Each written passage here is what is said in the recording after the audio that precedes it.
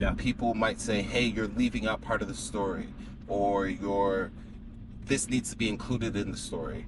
And that's largely because there's power in having certain information encapsulated in a story, because a story is like a Absolutely. vehicle for transporting information from one person's head to another person's head. Going back to your point, Yeah. the survival aspect of it.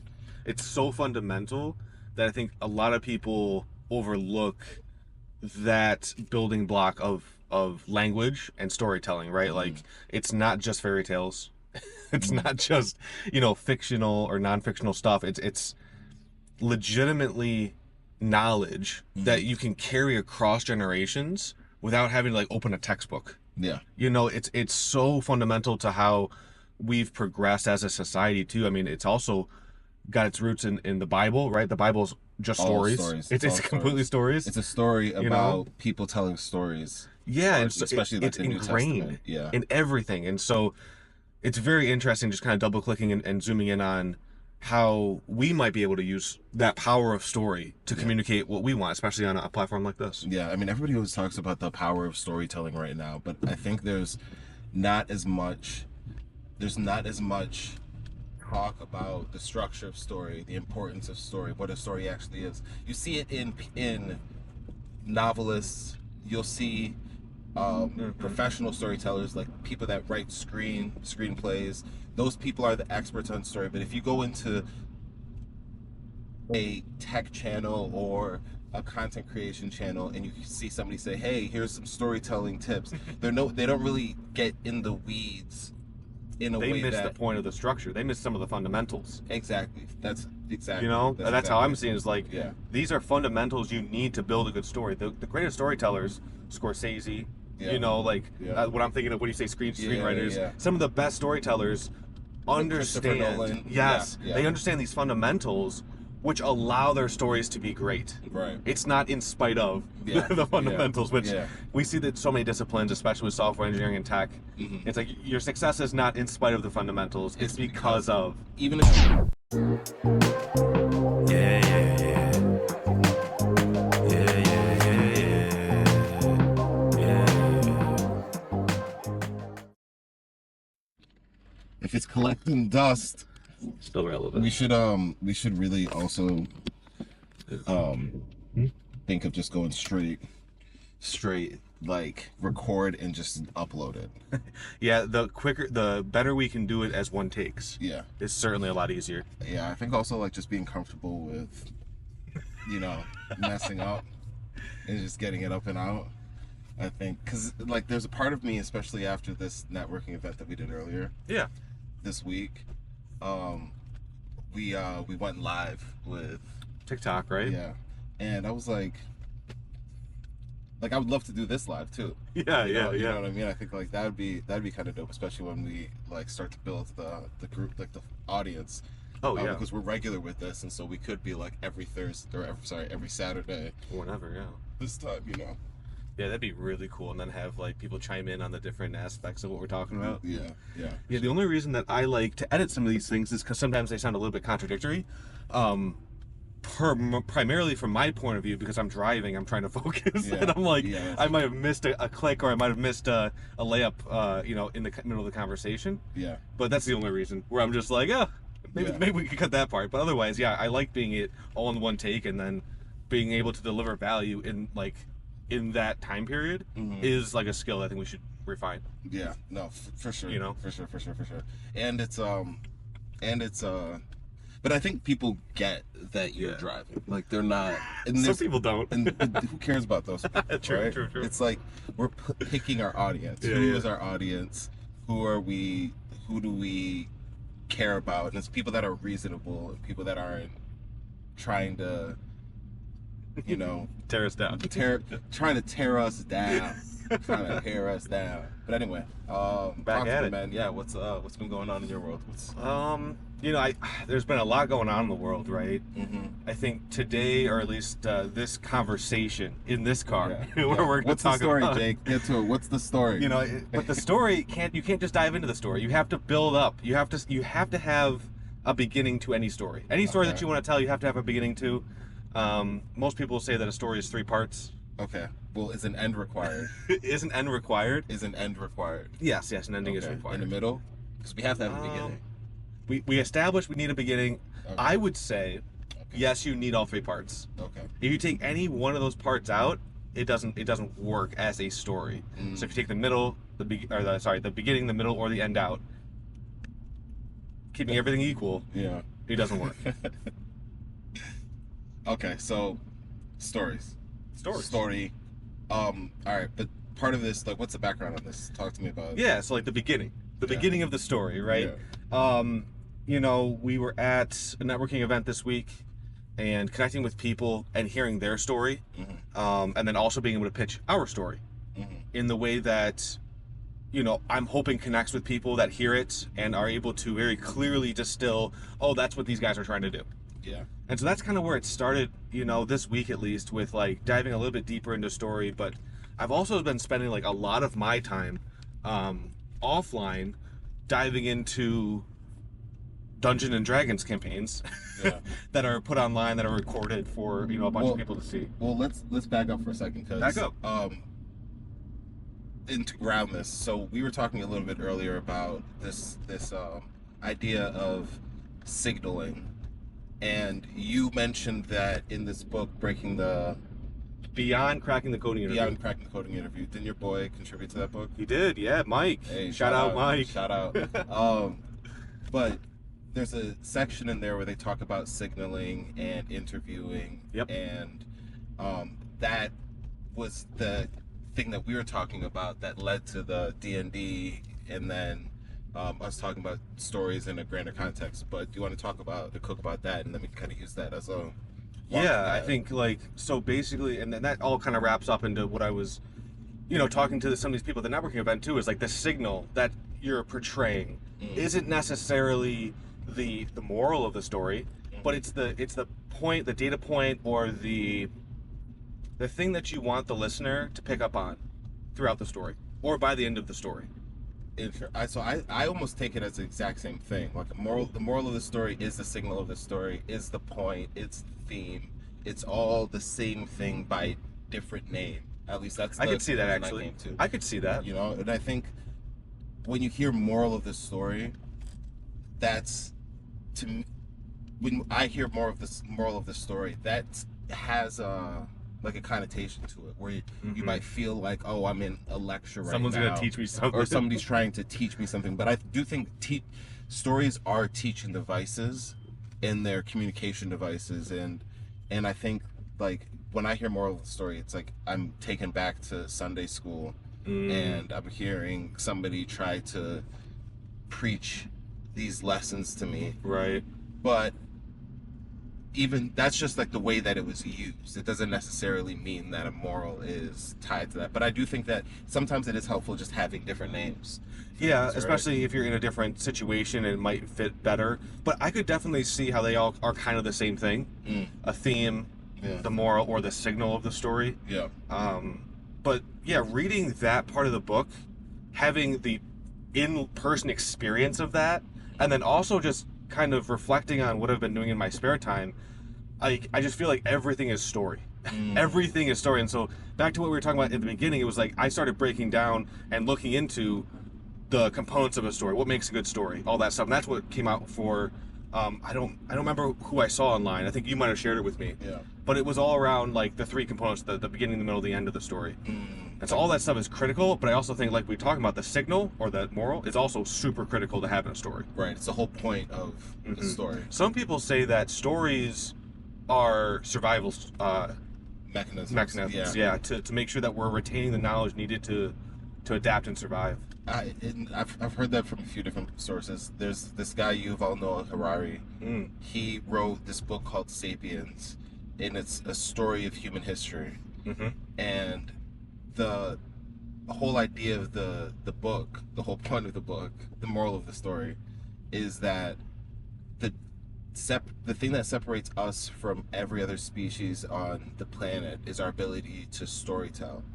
When you look at the apes, our closest relative, they have trouble organizing themselves beyond groups of, I think, 30 almost. Okay. I think people typically we start to see some trouble when our tribes get over 150 people. It's Dunbar's number, Okay. where you like it's I forget the specific statement, but it's basically saying something along the lines of we can only keep in our mind 150 Faces, people right? faces, right? Yeah. And then beyond that, we start to rely on stories. So that's when our story mechanism kicks in, and And that's when or generalization. yeah, and or generalization. But the story mechanism in that sense is, in Yuval Noah Harari's sense, is that we can organize beyond our tribes of 150 people because we're informed by stories. Mm-hmm. Oh, these people believe the same things we do, and so therefore we can trust them and build with those people. Yep. In America, there's a story here. There's a story here, the history here, and that's what determines how we work together, what our goals are, and there's always a fight for the story. You hear that Yeah. when you The listen narrative. to people. The narrative. It's.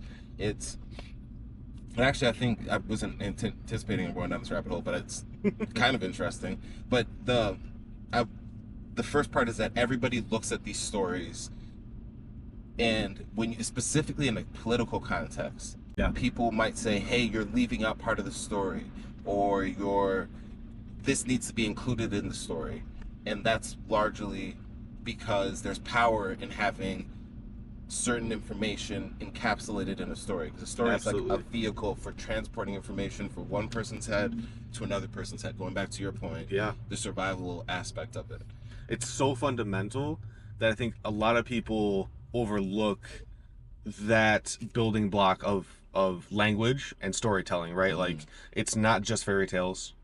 It's Mm-hmm. not just, fictional or non-fictional stuff. It's legitimately knowledge that you can carry across generations without having to like open a textbook. Yeah. It's so fundamental to how we've progressed as a society too. I mean, it's also got its roots in the Bible, right? The Bible's just All stories. stories. It's all completely stories. It's a story You about know? people telling stories. Yeah, and so especially like it's the New ingrained Testament. Yeah. in everything. And so it's very interesting just kind of double clicking and zooming in on how we might be able to use that power of story to communicate what we want, especially on a platform like this. Yeah, I mean, everybody always talks about the power of storytelling right now, but I think not as much there's not as much talk about the structure of story, the importance of story, what a story actually is. You see it in novelists. You'll see professional storytellers, like people that write screenplays. Those people are the experts on story. But if you go into a tech channel or a content creation channel and you see somebody say, "Hey, here's some storytelling tips," they don't really get in the weeds in a They way miss that the point of the structure. They miss some of the fundamentals. exactly. That's exactly. That's how I'm seeing it, is like, Yeah. these are fundamentals you need to build a good story. The greatest storytellers, Scorsese, Yeah. what I'm thinking of when you say screenwriters, yeah. some of the best storytellers understand. Nolan. Yes, Yeah. they understand these fundamentals, which allow their stories to be great. Right. It's not in spite of Yeah. the fundamentals, which Yeah. we see that so many disciplines, especially with software engineering and tech. Mhm. It's like your success is not in spite of the fundamentals; it's because of. Even if you're doing the fundamentals by accident or unconsciously. Every Yes. time you see a success, it's usually somebody Contributed to the fundamentals, and fundamentals are, like, they're just fundamental to being successful. Yep. You can do other things and improvise around the fundamentals, but there's always some pointing to the fundamentals Yep. in any craft. And I think in storytelling specifically, there are some things that can go a long way in helping tell consistent stories, helping have focus to the stories. Mhm. And that's one thing that we've kind of been looking Yeah. into over the past few Yeah, we weeks, talked about- months, years, actually. I mean, It's- in some form or fashion, right? Yeah, yeah. But I want to go back to that signaling thing that you were Yeah. talking about and kind of put a button on there, and then Okay. maybe we can get into some other stuff around that. So signaling, yeah. What do you want to dive in on signaling? Well, you were talking about it in an interview context, and I know you've come Correct. back to that in that book a couple times, and so I'm curious about what you thought was interesting about that. But then beyond that, I'm also pretty curious about the talking about signaling in a grander context. Mm. And then I think it would be kind of cool to get into some of the fundamentals. Yeah, so I think for me, kind of breaking down what I've kind of learned while reading this book, it's called Beyond Cracking the Coding Interview. If you Shout guys out. are looking at That's its site. That's two plugs. That's in two this- plugs. Yeah. I would say like it's helpful for anybody who's obviously looking to land a big tech career job as a software engineer. Particularly at like a FANG company, that's where you're going to see a lot of these interview tactics. Or this company. Or this company. But I also think it's extremely valuable for anybody that's in a technology team or in a tech team at all, whether that's an engineering manager, whether that's a product manager, an owner, whether that's a director, a VP. It's extremely valuable to understand the level of play that the everyone at the company is on, especially as they're coming through the door in an interview. So that's just like a baseline. I think to Yeah, add go to for that it. real quick, it's like a GM of a basketball team not really understanding basketball. You don't Yeah. have to play basketball, but you should know how the basic skill sets of the people that you're employing. Especially Exactly. if you're paying them a lot of money. Like, And hopefully be able to talk that lingo, yeah. because it's so You can see know. the difference. I mean, Yes, exactly. we're close to the Lions. For the longest time, there's a huge disconnect between ownership and the actual play. Yep. And it carried on for a long time. And then they started to put levels in between that could at least communicate that to the people that own the team and that were more behind the scenes. And you see the difference. And so it's Exactly. like the same stuff applies in technology. But Yeah, so I keep think cooking. for signaling specifically, as a part of this book, it's on page 142. Third shout out. And basically, what is important about signaling is the fundamental that every time you're talking to somebody, you are giving them a signal. Whether that's intentional or not intentional, you are sharing a signal with that person you're communicating with. Mhm. And so if you're in a constrained environment, such as an interview, it's very important that you spend time to send effective signals. You don't have the luxury of being on stage or having a captive audience. I guess you have a captive audience, but it's time constrained. Mhm. They're not going to ask you, or they're not going to give you enough time to go through everything you might have learned in your undergrad Yeah. or everything you've learned in a previous job. And so, given the time constraint of normally like an hour or two, how do you send the right signal, with the fewest amount of words, still getting across super technical concepts? And so, to me, that's what the importance of the signal was inside of that world of technical interviews. But I think it's also extremely important when you break out of that constrained environment Yeah. and you think about, okay, what signal am I sending with this message? Yeah, yeah. And with this story, every time we say signal, that reminds me of the concept of virtue signaling. that always, Classic. yeah, just virtue signaling. But that's part of the like it's tied together in the sense that when people are virtue signaling, when they're telling their stories, they're trying to signal, hey, A virtuous message. I'm a virtuous person. Yes. Despite things that might be contrary in what we're seeing. Right. And it's like, okay, it's obvious.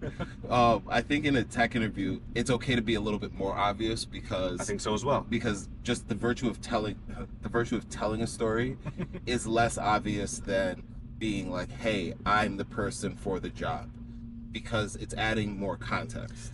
What's also very interesting, Yeah. and this is taken from someone who's done quite a bit of interviewing, Yeah.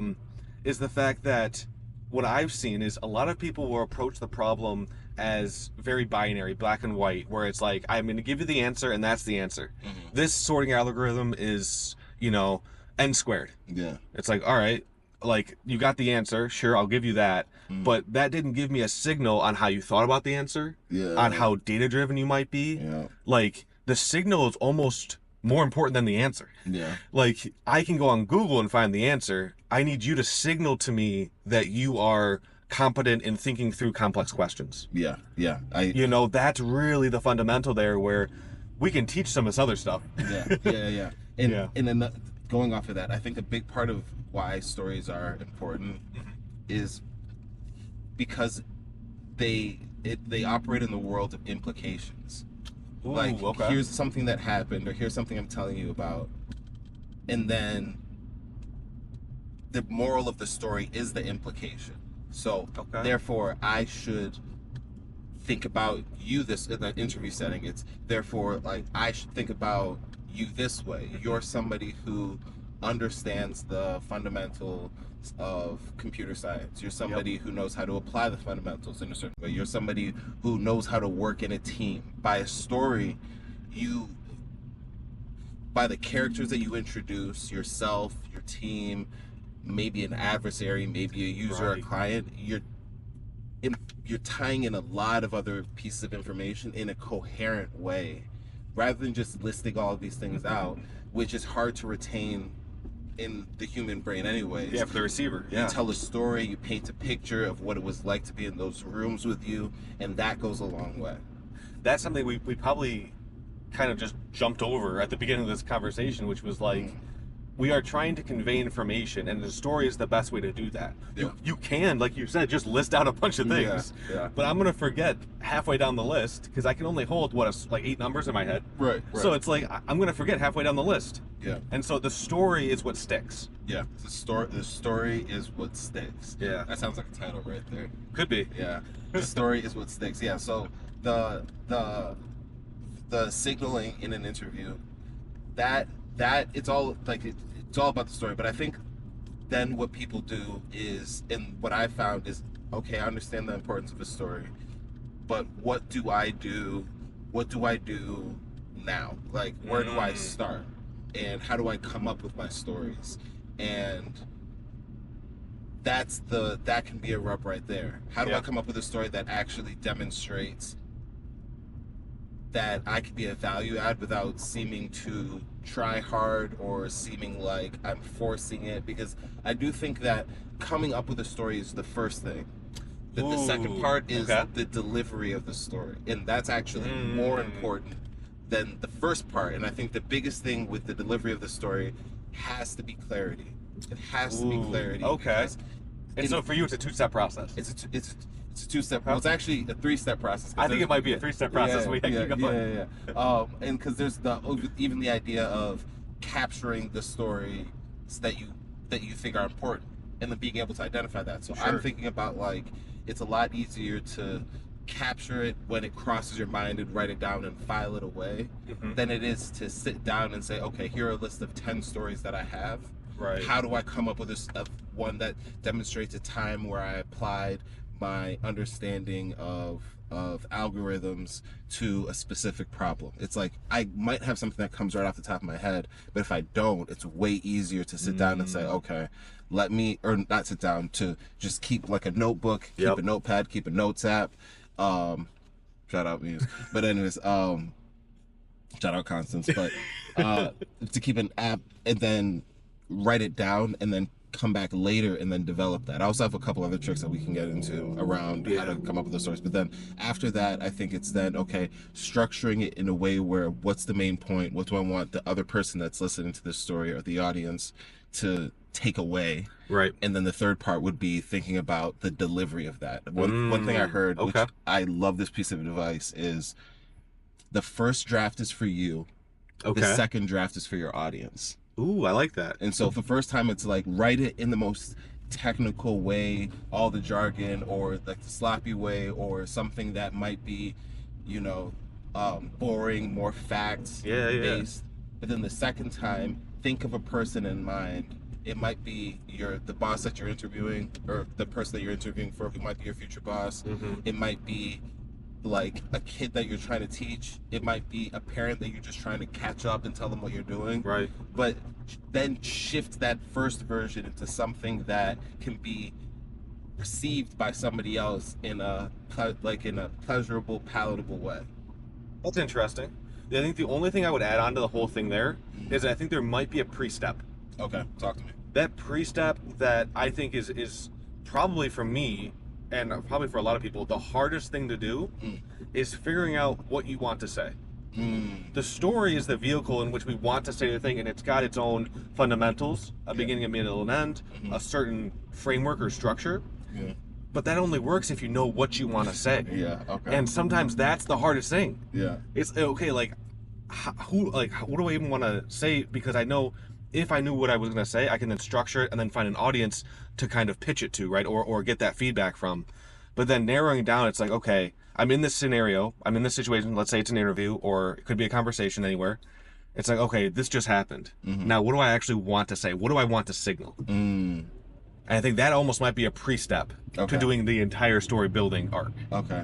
It sounds like you've given this like some thought on how you might have approached this. I think that's probably, to me, it's probably the first step or a pre-step, depending on which framework you look at. How do you determine what to say? It's that, so there's where the nuance comes in, because it's all depending on the context in which you're asked either a question, or if maybe you're asked to make a speech, or kind of depends on what you're conveying. Mm-hmm. You know, doing a technical interview is extremely different than giving a best man speech. But they both should go down this framework of building a story around what you want to say, because the story is what sticks. Well, I think that's you dropped a couple different things, and I think it's worth maybe unpacking a couple threads on how we might determine what we'd want to say in a context like that. Okay. One, I like the difference between the two scenarios that you put out there: a best man speech versus an interview. Sure. Because there's clearly I'm going to be saying different things. Yeah, please don't talk about your sorting algorithm in a best man speech, right? But that's a clear dichotomy where it's like, okay, in this realm, I kind of know that I'm going to be saying different things. Right. And in this world, I'm I'm aware that I'm going to be saying different things. Very different right? things, hopefully. And so, but I think that's a good place to start, because I don't think it's important to know exactly what you want to say first. I think it's more important to get an understanding of what you want to say and then iterate over that. And so, just being able to identify, okay, what don't I want to say in this situation? What don't you want to say? That's one way, right? Thinking in the inverse. It's actually something that Charlie Munger, Warren Buffett's old business partner, passed away recently. He's a giant in the financial world. He talks about inversion thinking and how helpful that is. What don't I want to happen in this situation? So when it comes to storytelling, what don't I want to say in a best man speech? That's the first thing. I think another thing is, again, going back to the idea of capturing ideas along the way. If you know that you have an event coming up, I think the earlier you start, the better. So if I want to give a best man speech, I might be thinking, okay, I have this there. Let me just make an open dough with that information. Whatever the medium is, paper, pen, app, computer, whatever. And then collect ideas as I have that. When you plant that anchor, it's almost like you're playing, like you're playing fetch with your mind, where it'll go and start to collect these different ideas as soon as you give the command, hey, I want to find this. Now, this is assuming that you have ample time ahead of that. Well, I think that's part of the planning of coming up. Only the best people who have done this over and over and over are going to be able to come out the gate and just have what they want to say prepared and ready to go. Yeah. Another quick analogy that I think matches what you're trying to say here is like, once you turn your brain into a receiver for those things, such as, hey, I have this speech coming up, or I have this talk I want to give, or I have this content that I want to refine, you turn your brain into a receiver to start picking up things. Those subtle clues where it's like, oh, I could talk about that. Yeah. Oh, I could talk about that. And then noting that stuff down is the physical action you can take to make sure that when you do write the story, it's 10 times better. You have source material that you're working with. One thing that, as we were talking about the story, that's been crossing my mind, and it's just been ruminating in the back of my mind lately, is the idea that in this world of AI, it's more and more important to understand the technology that we already have and how to use it.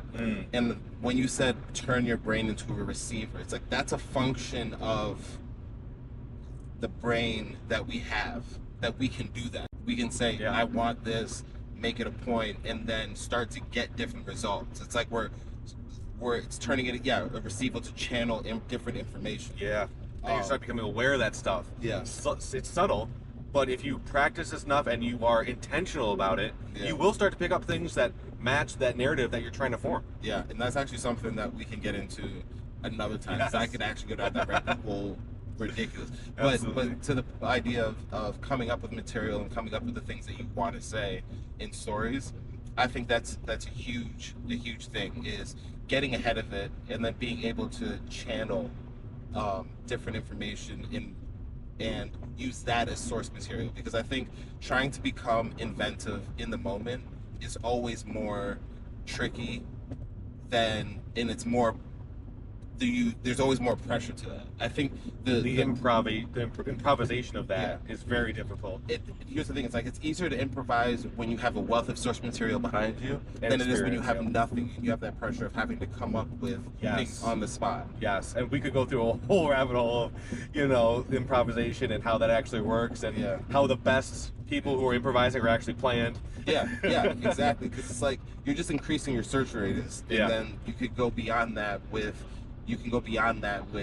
the in the moment if you've already canvassed a lot of the things that you want to talk about, Right. and if you're prepared already.